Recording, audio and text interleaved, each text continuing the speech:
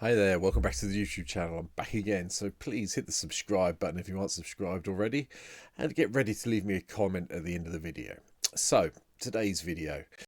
Well, yesterday was Gandalf the White, so I figured I better do the Nemesis, and that is obviously what you're here for, and it is Sauron the Dark Lord. 3 blue, black and red for a 7/6 legendary creature avatar horror, and it has Ward, which is probably the most complicated ward one I think we've seen for a while. Sacrifice a legendary artifact or legendary creature. Yes, in Commander, people can sack their commander, but who really wants to sacrifice their commander to target your lord, your commander? It's a bit of a weird one, this one, but it has 3 really interesting abilities. First one, whenever an opponent casts a spell of Mass Orcs 1, and then whenever an army you control deals combat damage to a player, the ring tempts you. And then whenever the ring tempts you, you may discard your hand if you do draw 4 cards. Yes, please, sign me up. It's definitely one of the most interesting legends we've seen for a while, even if it has come from the Lord of the Rings set. And this is just like, wow, where do you even start with this? So, I tried to do a little bit of everything, and for some reason, as I was building this deck, I went down a really themey route with Lord of the Rings. So if you're not here for a themed Lord of the Rings deck, I'm really sorry. You'll probably, hopefully you'll still watch the video, but I get it if you leave me a negative comment for this one. So this is what the deck looks like. As is definitely part of my plan, go through the lands first. So blue, red and black lands all the way through. I have grabbed Barad-dûr 2, so we can amass some more orcs if we need to, because obviously, we like amassing orcs with Sauron, so we might as well try and amass as much as we can. All the lands are here that you'd expect to see, including Urborg, Xander's Lounge, Path of Ancestry. There's another one somewhere I wanted to point out, and I can't see it now. Crumbling Necropolis. I keep harping on about these. These were the original tri-lands. Yes, they don't have cycling, but they are uncommon. So if you don't want to go and sort of like splash your tickets onto the things like Xander's Lounge, these ones are just as good. So just need to find them. Anyway, that's the land side. Ramp side for Artifact Ramp: Tantalite, Talisman, Soul Ring, Signet, Thought Vessel, and a brand new one that's come out in the set, Relic of Sauron. 4 mana for a artifact that you can tap to add 2 mana in any combination of blue, black or red, and then you can pay 3 and then draw 2 cards and discard a card. Really nice artifact. Really impressed they've got this out here, and I've picked one up and chucked in this deck. So I believe it comes from the Commander deck that features Sauron, but yeah, if it doesn't, try and find one. I think it's going to be a key card going forward, and MTGO, it's not too bad at the moment. So, as I said, what I'm really trying to do is probably do the amassing, the tempting to make all these things trigger. So, like I said, it's gone down a real theme deck, so I'm really sorry for that, but hey, let's go through it. The Birthday Escapes here, so we can draw a card and then get the ring tempting us. Sam's Desperate Rescue. Return target creature card from your graveyard to hand. You get tempted by the ring. We want to get tempted by the ring a lot. That's why Ranger's Firebrand's in here as well. Yeah, okay, it's a sorcery speed shock. Yeah, but the 2 damage and the ring tempting in commander could be relevant at some stage, and it is any target at the end of the day, so it might be those extra last 2 points of damage you need to kill your opponents off. Cyclonics Rifts in just to control the board a little bit. There we've got Glorious Gale to counter target creature spell, and if it was a legendary spell, the ring tempts you. Obviously, we're going to be holding on to this counter commanders as things happen. Soothing of Smeagol is also here, bouncing something, and we get to tempt a creature, tempt us as well. And March from the Black Gate. I played this a couple of times now in draft. It's a great card in draft, and I figured it's worth having a go in here. Whenever March to the Gate enters the battlefield, you get to an army you control attacks a Mass Orcs 1. So if you haven't got any orcs in play at this stage, you come into play, you get a 1/1, and every time you attack with it, it gets that little bit bigger, and all the other ones get bigger as you go through. Just remember, you only get one army with this deck. There's no way of copying up the tokens like we were doing in, say, green-white deck. So you're always probably only going to have one orc army on the go, but just bear it in mind. Breaking the Fellowship, just a nice little way of dealing some damage and getting rid of a creature that may be annoying you. Target creature an opponent controls deals damage to target power, deals damage equal to its power to another target creature that player controls. So if they've got a big one, two big ones that can kill each other, it's worth having it in. Then you get a bit of ring temptation as well, so we're not going to complain. Yeah, Dockside's here. I mean, yeah, at end of the day, we're a Grixis deck. We need access to mana ramp. Dockside does it because of the treasure token generation. And then we go into the 3-drops, and there's a whole lot more Lord of the Rings cards here. Dreadful as the Storm is here. Target creature has base power and toughness 5/5 until the end of turn. The ring tempts you. Soul of Isildur, just so we can nick someone's artifact while it's in play, tap a couple of creatures, and then draw some cards, which is cool.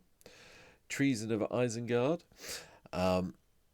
Up to one target instant or sorcery card from your graveyard on top of your library, and you get to amass. So, you know, we've got some instants of sorceries that are probably worth bringing back at some stage. And, you know, the amassing orcs too is pretty good. Sauron's Trickery gets just straight counter and amass. Right, Absucade Shaman is here.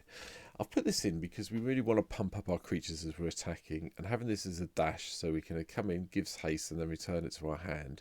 So we get a kind of like a sorcery speed pump spell, and I think it works quite well in this deck. Plus it's an orc, and I figured there might be something like this in Lord of the Rings, hence why it's here. So, you know.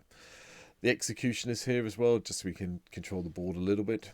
And then, yeah, I did go for it, and I went and got all of the 9 Nazgul with all the different artwork and put them in the deck, because it seemed a bit pointless not to have all, if I'm going to play 9, have all the same artwork. I might as well have all the different ones so it looks better.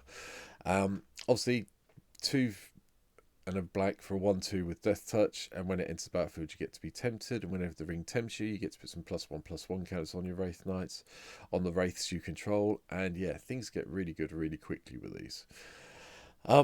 Retreat to Hagra is also here, just for a little bit of life gain. Well, I think we needed something, but we can, you know, pumping someone up and giving it Death Touch that hasn't got Death Touch already is not the worst plan in the world.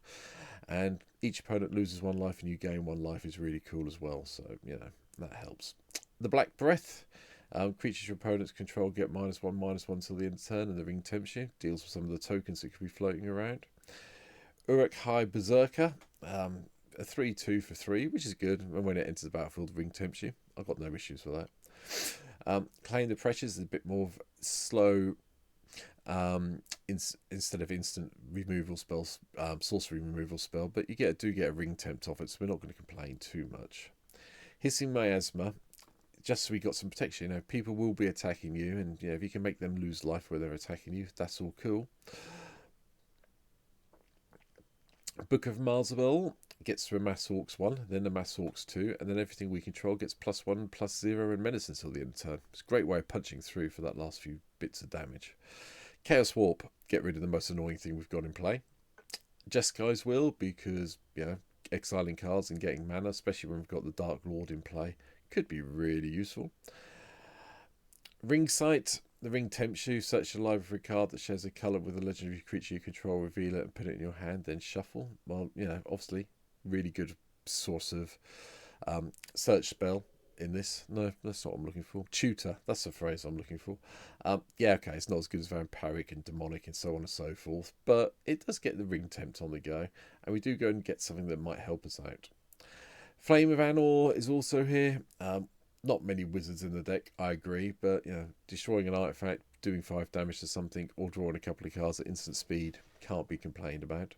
Commander Spheres here, I forgot that one, I was doing the mana ramp, it was too far down.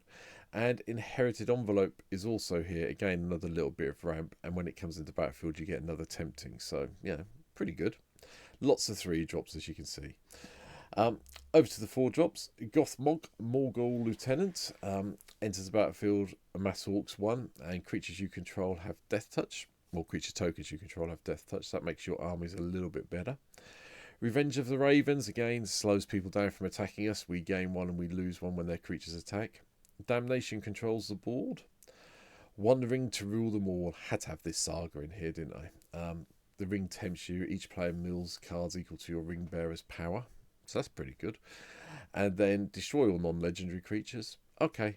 And each opponent loses 1 life for each creature card in that player's graveyard. Yeah, okay then. Could be that. Nice, another way of removing the whole board.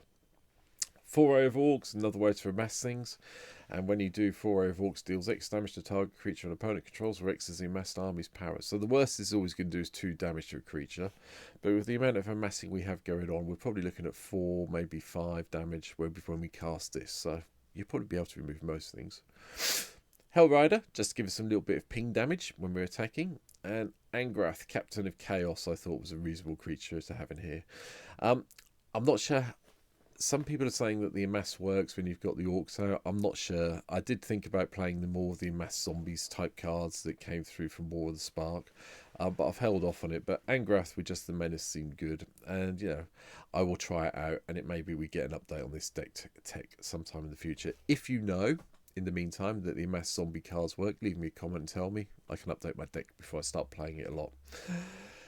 Uruk of the White Hand. Whenever another creature you control dies, put +1/+1 on Uruk, and if that creature was a goblin or an orc, put 2 +1/+1 counters on her instead. Gets big very quickly. Sauron, the White Hand, is here. Whenever you cast a non-creature spell, you get to do a lot of amassing with orcs, and then it gives all our orcs and goblins you control Wall 2.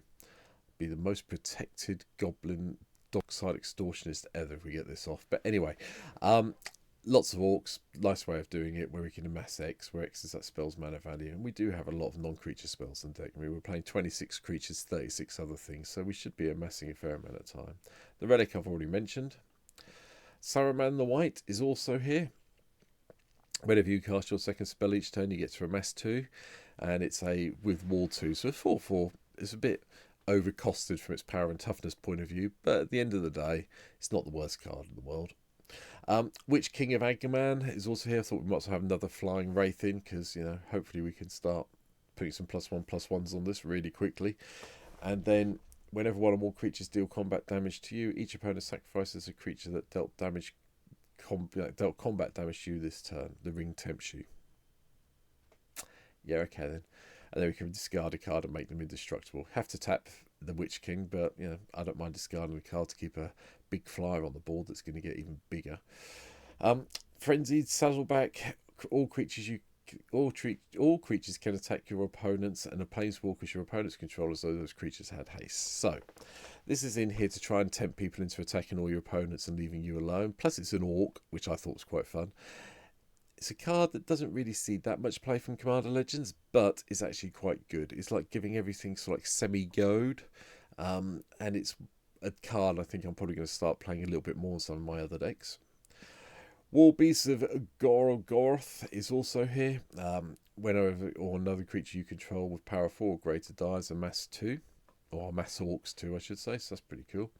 The Mouth of Sauron enters the battlefield, target player mills 3, then amass orcs X, where X is the number of instants of sorcery cards in that player's graveyard.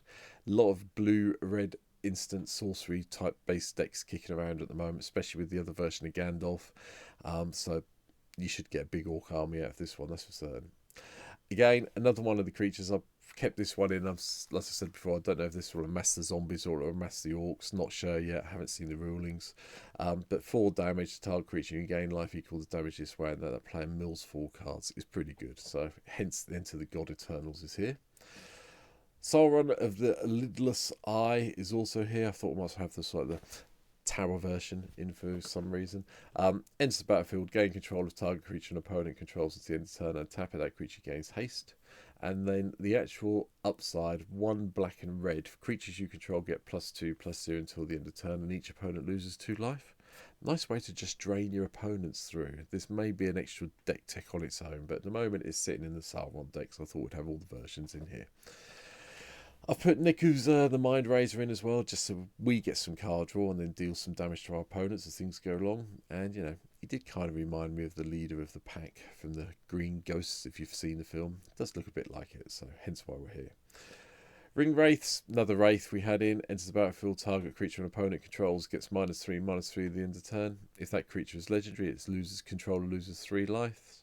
And the best bit is, when the ring tempts you, return Ring Wraiths from your graveyard to your hand. It keeps coming back, no matter how many times people kill it. It will keep coming back with this deck because of the temptation. Blasphemous Axe also in, and I've also included the Planeswalker Commander deck version of Sauron, Lord of the Rings in here. obviously, if you want to swap them around, you can, but I want to do this around the Dark Lord, and I want to include this just because it's just so much fun. 5 blue, black, and red for 9/9. Whenever you cast this spell, amass orcs 5, mill 5 cards, and return a creature card from your graveyard to the battlefield. Trample, and whenever a commander an opponent controls dies, the ring tempts you. Not so much that bit, but these first 2 abilities are really good fun. A 9/9 trample for 8 mana, yes please, thank you very much. Even if it's another version of Sauron, so, you know, that's the way it goes some days, isn't it? But that's it. It's a very, like I said, it's a very thematic deck around Lord of the Rings, but, you know, I really wanted to try and abuse the amassing the orcs and the ring tempting me, hence why I've done it this way. I hope you've enjoyed today's deck tech. Let me know in the comments what you think I've missed out, and hopefully I'll see you in the next video when it goes up. Take care. Or, you know, you can come and see me on Twitch and watch me play the game. Link down below to my Twitch channel. Come and give me a follow there as well. But thanks for watching. See you soon. Bye.